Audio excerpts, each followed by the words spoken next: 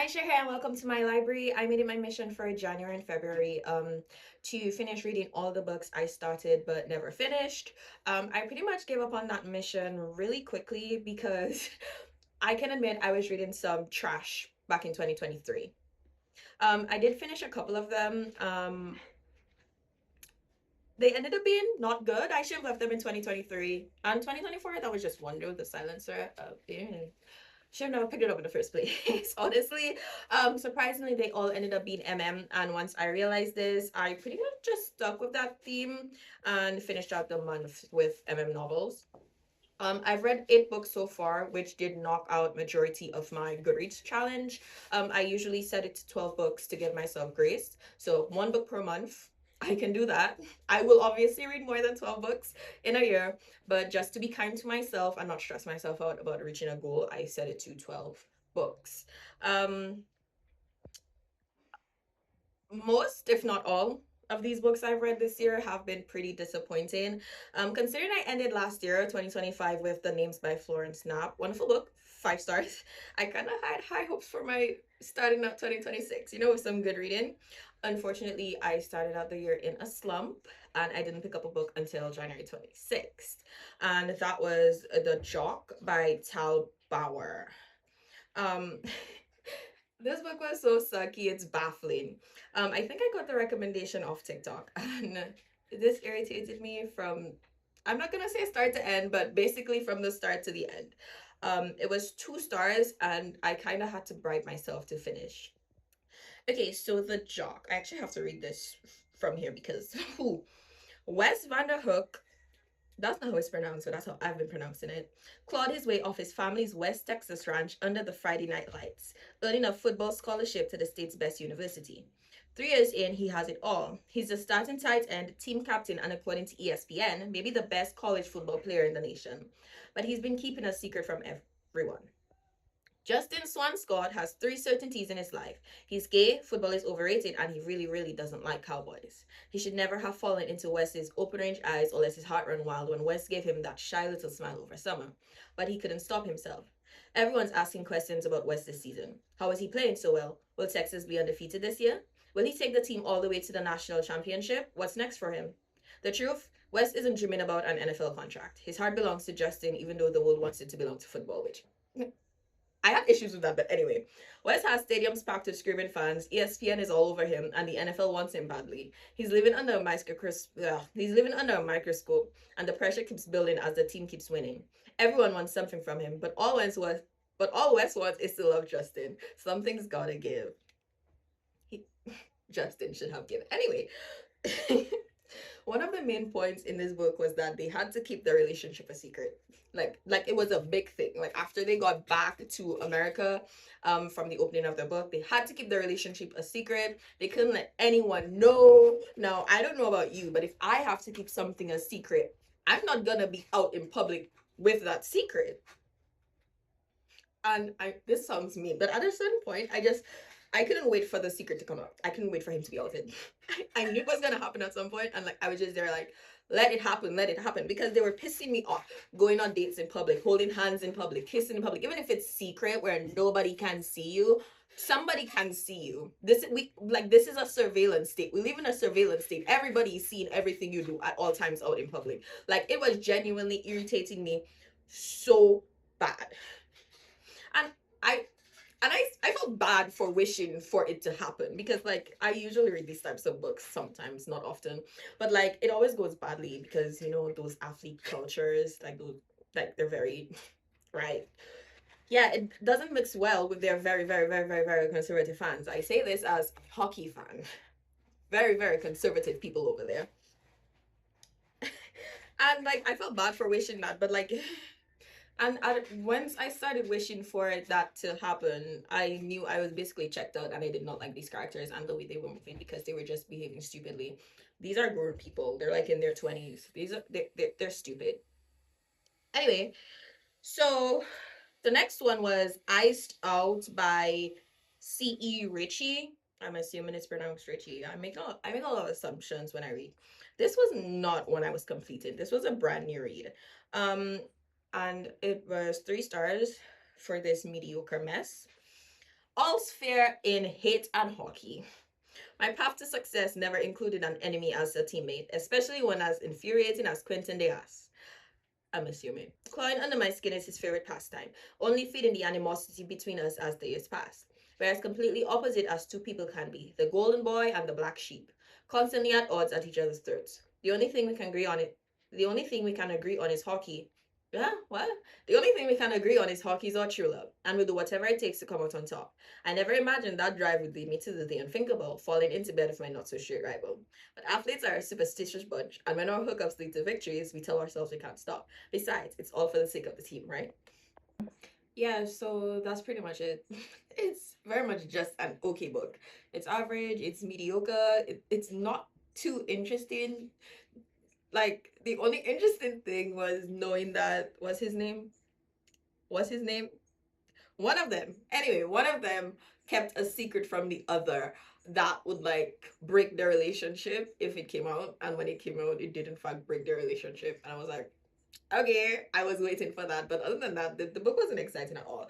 The thing about this book, right? There was this character, one of them, their best friend, right? And they were introduced as having a relationship with another side character that we never actually meet. They have no dialogue in this. And I was like, okay, I know this is like a standalone book series, so maybe the next book is there. Girl, so I went to the next book in the series to see, hey, it's a completely different person. Like the best friend is paired with a completely different person. I said, okay, but I hate when books do that. I hate when books do that because I hate when books do that. Who wants to see that? Who wants to see that's a anyway. The next book I read was Making Waves by Christina Lee. This is very much a 2023 reject, and it should have stayed a 2023 reject because it's 1 star for the best friend's brother trope being done in the most boring way. I didn't like any of the characters enough to get invested. Their banter was dumb. They were not witty at all, and I could care less if they got together. I could care less if they got together.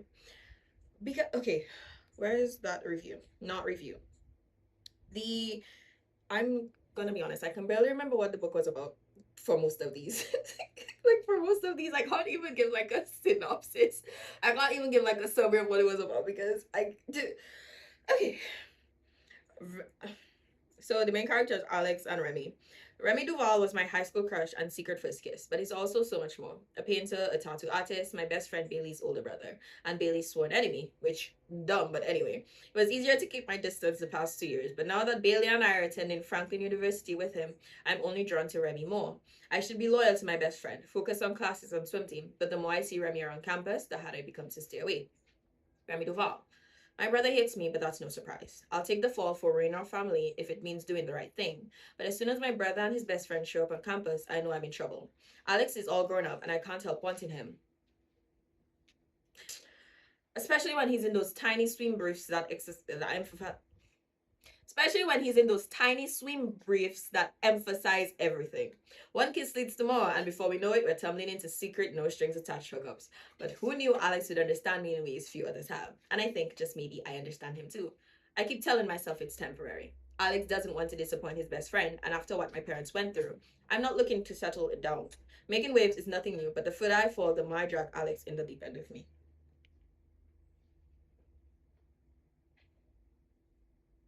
So all I can really remember is that this was a book full of stupid people. The best friend is stupid because he was blaming his brother for their parents' relationship ending when it was his father's fault. Yeah, that's all I can remember from this book, genuinely. And they called each other like Alex and Remy called each other this nickname that I don't know what it is. I'm gonna be honest. I can't remember why, but it was stupid. What's his name? Remy. I'm pretty sure he was like an apprentice, like a tattoo apprentice, tattoo artist apprentice, whatever you call him that. That's all I can remember from this book.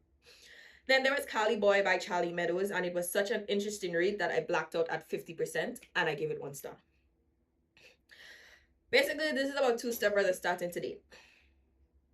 I can't remember anything past Oliver's birthday, and honestly, I don't want to, if I'm being honest. I can't remember anything prior to Oliver's birthday either, really. I can't really remember this book at all. Oliver was an artist, and that's all I know.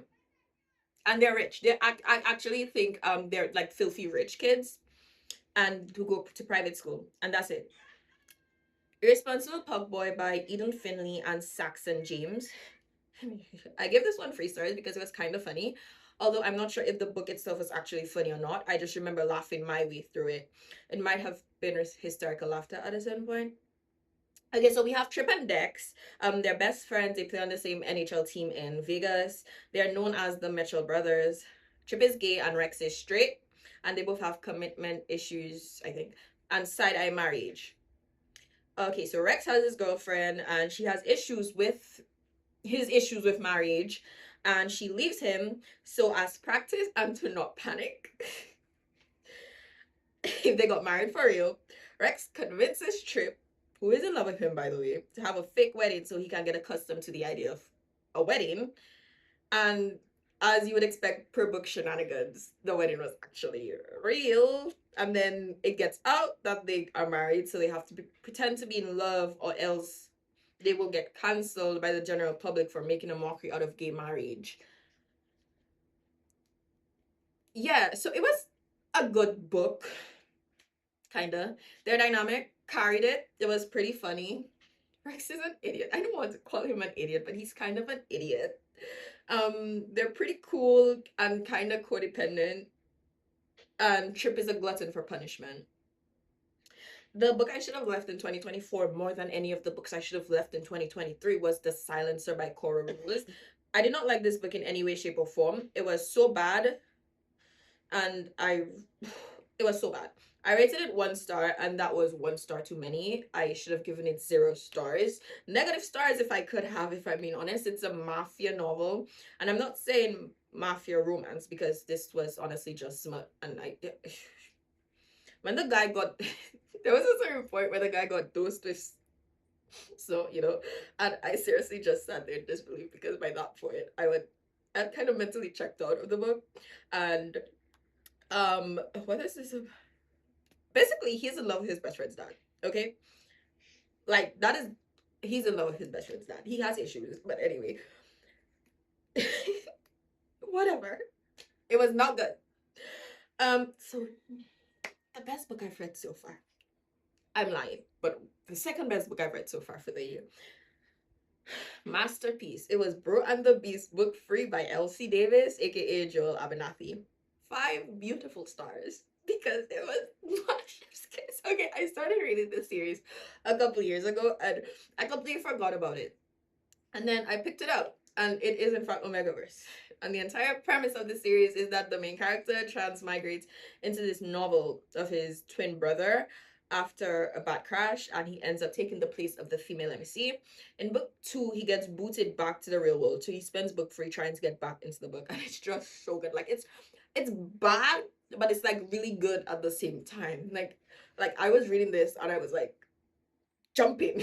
I was jumping because I just kept laughing because the characters are so, they're comedic. They're just all comedic. And the last book I read, I think, was To Catch a Firefly. And whew, this one was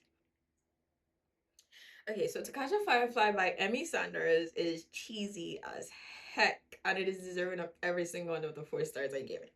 Yes, I give it 4 stars, but I do in my head and my heart rank it above Brand the Beast. I just had a more fun time reading Brand the Beast. So it's about a boy named Ellis who is autistic and how he fell in love with his best friend Lucky. Half of this book is like is basically a miscommunication trope. And if I'm being honest, I genuinely thought the miscommunication would have been on Ellis's part because Ellis has selective mutism, and that there's a communication barrier there, but the actual communication was because of Lucky, because he had the tendency to ask Ellis like these half questions, and like Ellis would give an answer, and then he would apply the answer he got to that half question to the full question, which obviously would be the wrong information because he wasn't actually asking Ellis what he actually wanted to know. So yeah, he had me losing my mind because like he was drawing his own conclusions for no reason at all. Because Ellis was always pretty straightforward with him. Like if he asked Ellis something, Ellis would always just admit it to him. So like if he had just asked the question, he would have gotten the answer, but no, instead he was just playing games with himself. Like he was causing his problems. Yeah.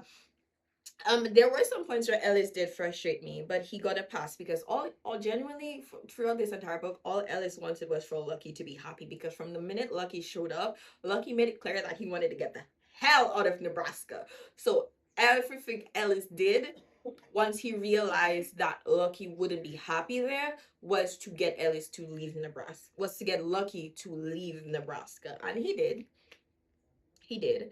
When I got to the point in the book where they got together, I started frantically messaging my best friend, panicked because I couldn't figure out what the other half of the book was for. Because like I read it and then like this was done and then we still had this left, and I was like, what is this for? Is there gonna be a third act breakup? Spoiler. There wasn't a third act breakup. It was mostly just smut. And then Ellis's like casual abandonment issues showing up. I mean, at a certain point, I did think, like, with the way the book was coming across, I thought one of them was going to die. I genuinely thought one of them was going to die. Thankfully, that didn't happen, and I'm very thankful to the person who recommended this book on TikTok. There were like two other recs I'm excited to read of theirs. So yeah, and because of like this accident of only reading books for January and February, I think for the next 2 months I'm gonna read WLW, and then I'm quitting romance for the rest of the year because I've already consumed more than I can handle without getting irritated.